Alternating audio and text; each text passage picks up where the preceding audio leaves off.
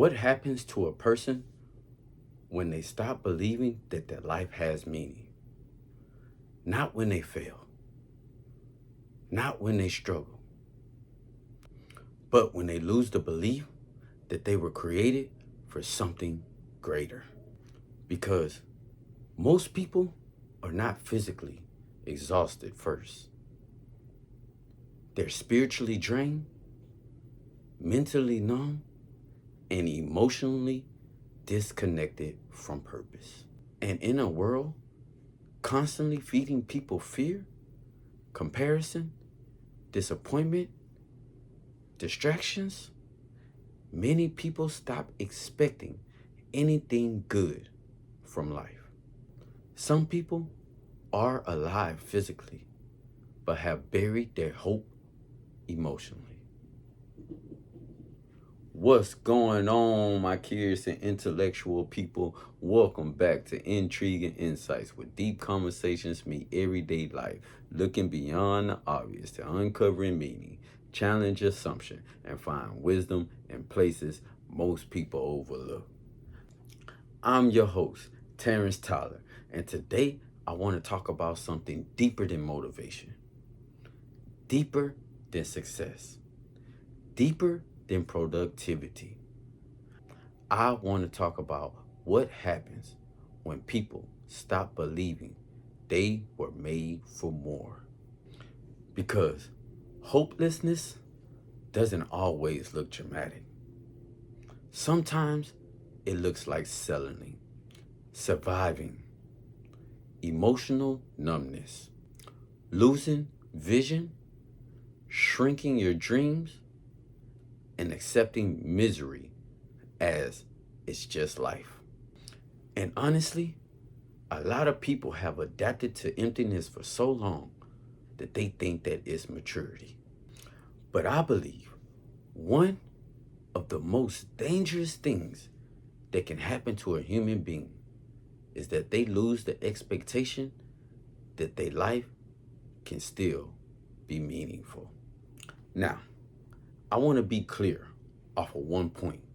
When I say a hopeless world, I'm not talking about the earth world. I'm talking about what's in the world. We, the people, are ruining the perspective of what hope can be like in this world. So let's go ahead and jump off into this thing. As a curious individual, I always have questions. And with these questions, I go and seek answers. Then I apply them to my life to find the veracity of these questions and answers to see if they truly fit with the reality of who we are as individuals and how we should live. So here's our first question for the day. What causes people to lose hope in the first place? I think repeated disappointment changes people more than we realize. We pray, nothing happened. We trust, we get betrayed. We try, and we still fail. We give our best, and we still feel unseen. But this disappointment that has repeatedly happened is with ourselves, and it's also with others, which causes us to lose hope overall. Because when we continually putting forth our best effort and coming up short, it makes us feel like a failure, that we done something wrong, and altogether that nothing can come right up out of it. So then we just lower our expectations. We numb ourselves with entertainment, relationships, work, dopamine. We become emotionally exhausted. And lastly, we settle. It makes us feel like a future can no longer exist. So we stop preparing for one. But here's another question. Did life actually become meaningless? Or did pain convince us to stop looking for meaning? These are two completely different things. Sometimes people are not hopeless because purpose disappeared. Sometimes they're hopeless because disappointment became louder than division. So now it made me wonder, how does disappointment affect us to the point that we become emotionally exhausted? So then I asked myself another question. How does disappointment change a person psychologically? One, slowly and invisible. Two, it shapes the perspective of self, people, and the future.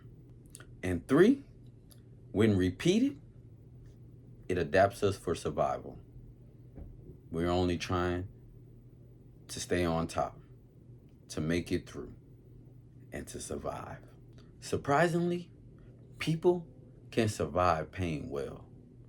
What changes us is the expectation that things can get better. So, at one point, the self protection becomes self limitations. It's healthy at first, but when behaviors meant to keep you safe often keep you small. Then, after pain, the mind creates defenses, starts avoiding certain people, becoming emotionally cautious, trying to stay in control, and lastly, they hide vulnerability. Now, these are meant to prevent further hurt, but over time, the mind starts confusing safety with avoidance, and that's the turning point. A person may say, I don't trust anyone anymore. I don't get attached. They end up becoming detached. I'm fine all alone. And then they end up becoming self sufficient. And altogether, they just stop trying. The tragedy, though, is that self limitations rarely feels dangerous because it feels familiar. Why? Because there's no more pain. But there's also no way to fully be alive emotionally. So now, can pain make a person lower their expectations? Absolutely. And sometimes as protection. I expect less, I hurt less, and I expect what they show me. That's me. But then, over time, they stop pursuing certain goals, relationships, opportunities, and even their dreams. Because what we don't have control over is the internal growth that comes from these negative approaches for our defense mechanisms. Once they're rooted, they're just going to grow how they want to grow in whatever area that they do, especially when they're not intentionally evaluated and corrected. So then it makes me wonder, how does pain affect my expectations? Well, one thing I could say is that they shape us by our experiences.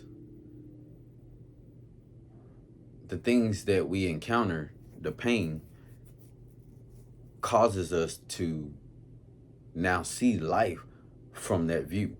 A lot of us call it our truth. And that truth now shapes our worldview. And this now will shape our expectations.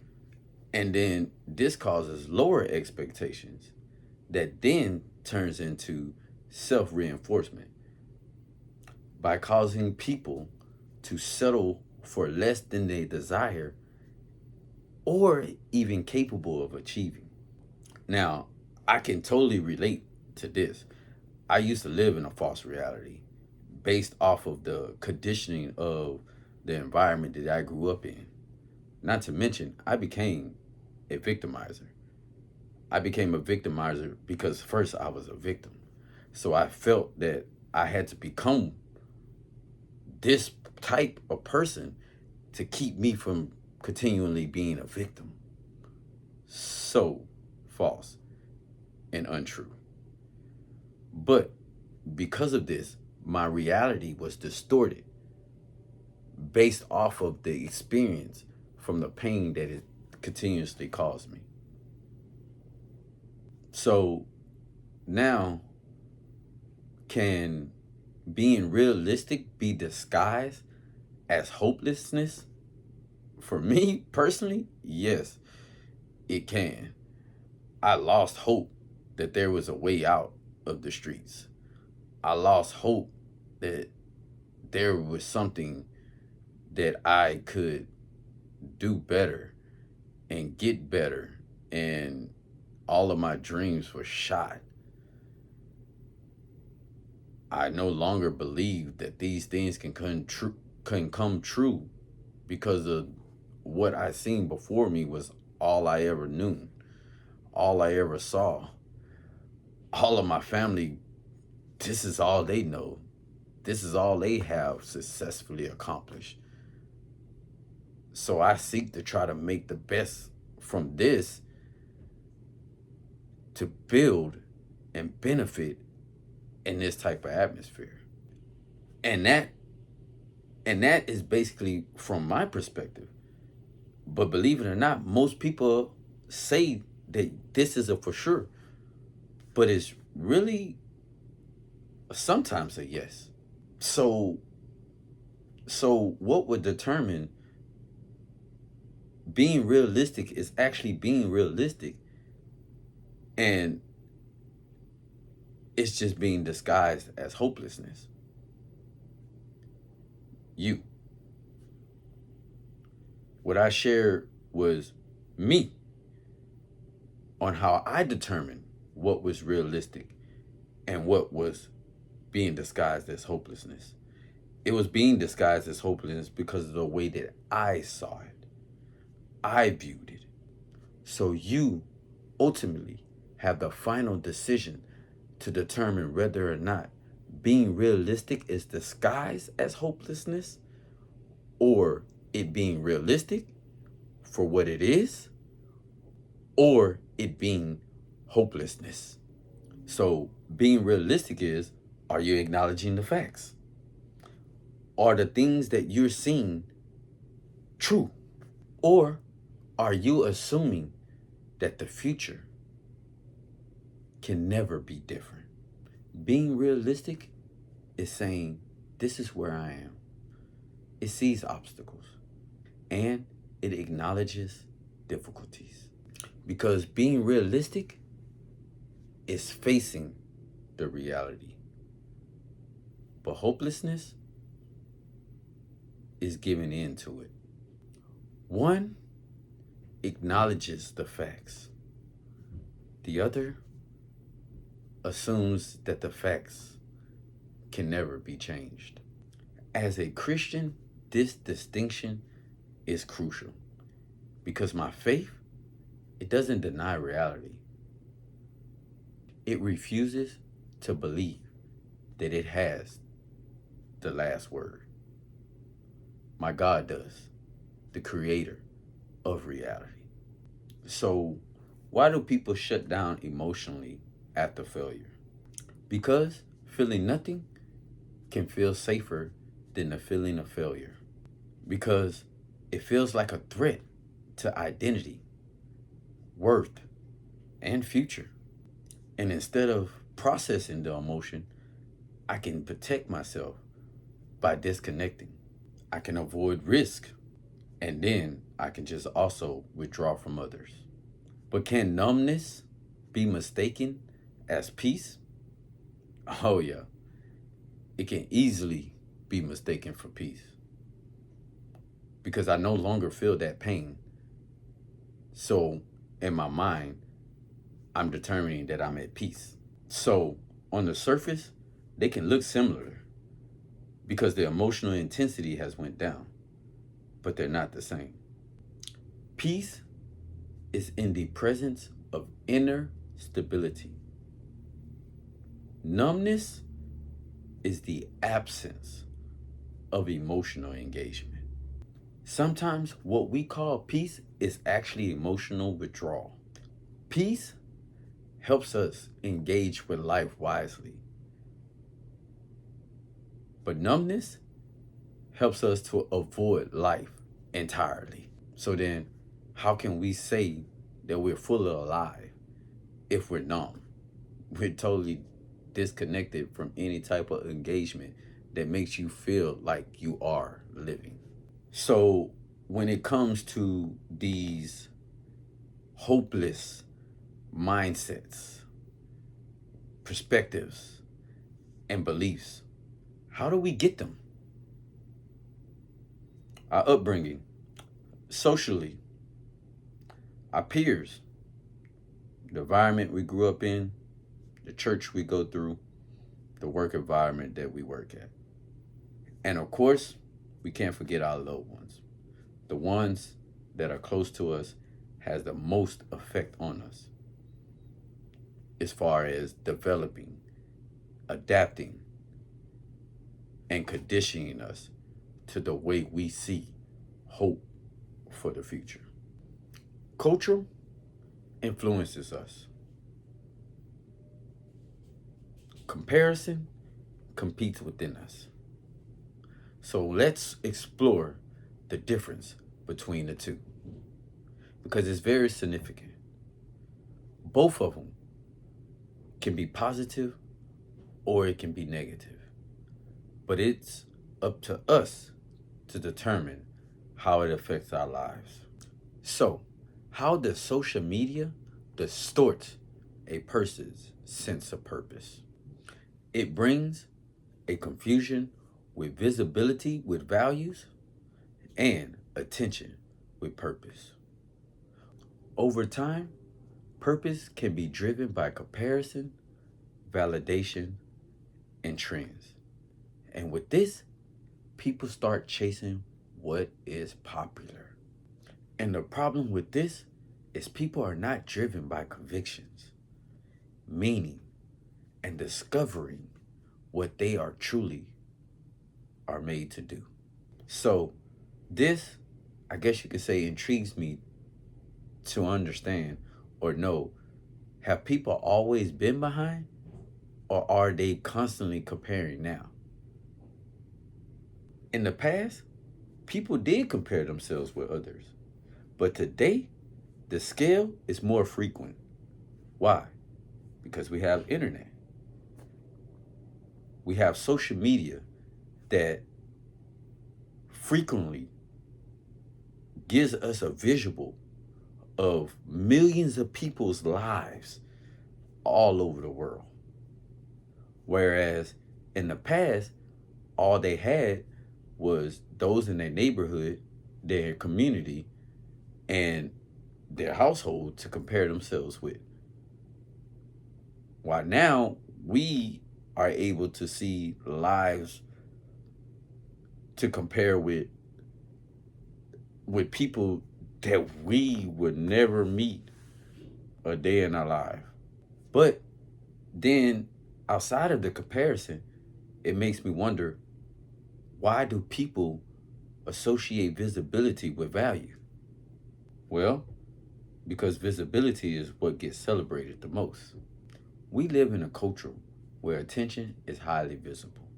So it's easy to equate the most value with being most recognized. So, can someone be deeply meaningful without being highly recognized? What? Absolutely. Some of the most deeply meaningful people would never be highly recognized. A tree doesn't need applause to bear fruit, and neither do you. Meaning isn't found in how many people know your name. It's found in whether or not that the people, the places, and generations were better because you were here. Has comparison made people forget their identity? In many ways, yes. Because don't get me wrong, People need people to understand and learn how to be human, but for your identity is different. And why? Because it shifts the focus off of yourself and on to someone else and how they identify themselves. And this right here pressures people to imitate, not cultivate. A flower doesn't learn how to be a flower trying to become a tree. So when it comes to the realization that people need people and that we learn and grow from other people, whether if it's challenging or if it's inspiring, how can people hear their own purpose while constantly consuming everyone else's lives? They can't. Least, not clearly. And here's why. Purpose speaks in a whisper. And to hear a whisper, you have to lean in closely. So this involves close and intimate relationship with yourself to understand what that purpose is, to be able to clearly hear it. And if you are constantly entertaining and filling yourself up with the noise of culture, it drowns out that identity. It drowns out that purpose. And it keeps you from being able to hear the sweet whisper of your purpose over the loud noise of our culture. You will struggle to hear what you're called to do if you're constantly listening to what everybody else is doing. The real question is whether the noise of comparison has become louder than your calling. Here is a key component to separating identity and disappointment. Stop letting outcome tell you who you are. In a world full of hopelessness, disappointment can become dangerous when it moves from I failed to I'm a failure. I was rejected, so I'm unwanted. I lost, so I'm a loser. So ask yourself, have I mistaken emotional numbness to maturity? Are people truly hopeless or emotionally exhausted? And what kind of environment is my mind living in every day? One of the saddest things that can ever happen to a person is not failure. It's forgetting that they were made for more. Because when people stop believing that they were made for more in their lives, they start reaching for it. They start settling. They start shrinking back. They lower their expectations of who they can become. And usually, this is not all at once. We have a disappointment, a setback, a comparison, and a season of waiting. And little by little, hope begins to fade. And that's exactly why identity matters. Because when people forget who they are, they often forget why they're here. So, what causes people to lose connection with themselves? Well, first of all, it's a slow drift.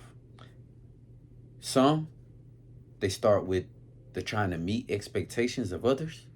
Others, they start chasing success, and that success itself causes them to identify with the position that they're trying to achieve and grow in. For others, they're trying to avoid pain, which in this the avoidance causes defense mechanisms that now restructure their identity to fit the need of not being hurt because of that pain that they once felt. So they lose who they naturally are. So if a person is merciful, and them being merciful to the wrong person, and they end up being hurt by that, they can stop being merciful. Just an example. And for a lot of us, it's keeping up with the Joneses. We all know what that phrase means. That comparison where you're basically trying to do what everybody else is doing and have what everybody else has. But here's the thing. I'm not one to say that what's for them is not for you. Because what I know and understand biblically, this world was created for humans and it's all for us to prosper. But it's not going to be in the same timing, it's not going to be on the same level, and it's not going to be in the same range. Why? Because we're all different.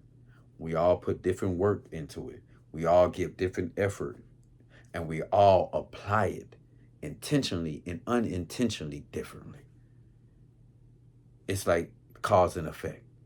What we call karma. I don't believe in karma, but cause and effect. You reap what you sow. The amount of effort and work and application that you put into your life is going to be the amount of results that you get back from it. So now, can constant performance eventually disconnect people from authenticity? Absolutely yes. It can. When people feel like that they always have to perform, impress, and meet others' expectation, they can slowly lose touch of who they are. And over time, this role becomes stronger than the person themselves. So, now we ask, what is the difference between existing and truly living? Existing is simply meaning that you are alive. You're on autopilot, going from one to the other, to the next, to the other, to the other. You don't have a purpose, don't have a plan, you don't have strategic steps that are leading you towards a certain goal or destination. You're just going one from the other. It's like the phrase that we say, going from check to check. But you know what? I'm not even going to go there. But truly living is being awake to your life. So we can even say that there's the analogy of saying is the difference between you're dreaming and you're alive when you're operating in this world. Are you living in a dream world, or are you living in a life where you're awake? To truly live is to grow, to pursue meaning, and to become who you were created to be over settling for a life where you're just enduring. So, are people pursuing comfort more than purpose? In many cases, yes. Comfort promises safety. Purpose often requires growth. At some point, every person has to decide, do I want what is easy, or do I want what I was created for? So, I must say this. If you are still alive, then there's hope and opportunity for you to change and develop. So, I'm going to ask you this on a personal level. What does that look like? But what if the answer isn't that you've lost purpose? What if you simply lost hope? Hope is more than wishful thinking. It's belief that your future is not limited to your current circumstances. So then the question isn't whether or not you've been disappointed. The question is have disappointment convinced you that you can no longer believe? That's why rebuilding hope matters. It's the first step to becoming who you were created to be. So, how does one start rebuilding hope after disappointment? It starts with refusing to let one painful experience be the definition of your future. You rebuild hope by believing that what did not work out for you does not have the final say for your life. And little by little, you start trusting again, dreaming again, trying again, and believing again. So, what opportunities have you been missing because you mistaken one setback for a conclusion? Maybe a relationship ended and you believed that you'd never find love. Maybe you failed in one business and concluded that you'd never be an entrepreneur. Maybe you made a mistake in the past and now you believe that you'll never overcome it. Or maybe a prayer wasn't answered the way that you want it to be. And now you believe that God has forgotten about you. But what if the setback wasn't the conclusion? What if it was the preparation? Because one chapter of disappointment is not the conclusion of the story of your life. So, what does healthy hope actually look like? Well, I can tell you one thing. Healthy hope is not pretending that everything is okay. Healthy hope sees a problem and says, there is more possible than I can currently see. Is hope denial of reality or belief that your current circumstances can change? Hope is not denial of reality. Reality requires hope. Hope is refusal to believe that your current situation is reality. And this current situation is the only one that you'll ever have. But how does people reconnect with purpose again? Purpose is rarely found in a dramatic moment. More often, it's discovered through small acts of alignments. Being honest, taking responsibility, serving others, and moving toward what matters, even when motivation is low. You don't reconnect with purpose by chasing a feeling. You reconnect with purpose by realigning your life with what you know is true and taking action towards that direction. Before we can rebuild what has been broken, we had to be honest about what we lost. Deep reflection is not about looking back to stay stuck. It's about looking inward to understand. Because the quality of your future is shaped by the questions you're willing to ask yourself today. So ask, who would you become if fear stopped deciding your future? What dreams did you abandon because disappointment convinced you to stop believing? And most important, what if this season is shaping you instead of stopping you? As we bring this conversation to a close, I want to leave you with a few questions. Not for you to answer right now, but for you to take it with you. Because real transformation doesn't happen when a podcast ends. It happens when reflection begins. So take a moment and honestly ask yourself, what if your story isn't falling apart, but is unfolding differently than you expected? What if the future version of yourself needed this more than you realized? If hope returned to your life fully, what would you start pursuing again? And lastly, what if there's still more in you that never destroyed? If this conversation has helped you realize how disappointment has caused you to lose hope. But after today, at least curved your entrance to understand that your painful experience was only a chapter and you can hope again.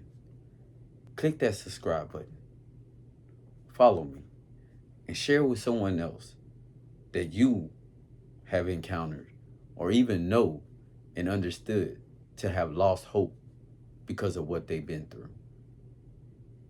Remember, clarity doesn't come from easy answers, but from the courage to ask the hard ones. So stay curious, stay open, and keep looking deeper. Peace.